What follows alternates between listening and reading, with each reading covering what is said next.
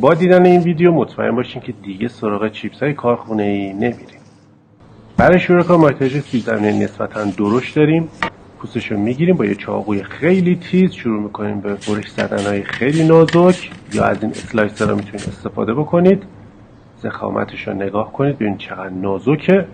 بعد میریزیمش داخل آب، نشاسته اضافهش ازش میگیریم، آب کشی میشه، آب جوش روش میریزین، 2 دقیقه میمونه، باید به این شفافیت برسه و بعدش داخل آب سرد میریزیم.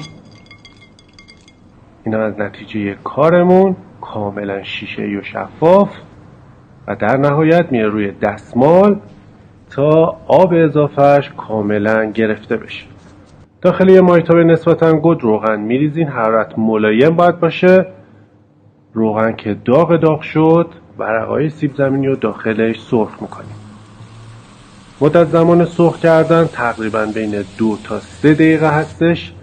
زمانی که دیدین چیپستون آماده شده و ترد، از داخل مایتابه برمیداریم، روی دستمال میذارین، روغن اضافهش گرفته میشه و بعد بهش نمک یا هر ادویه‌ای که دوست دارین میزنید و در نهایت چیپس خوشمزمون آماده شد.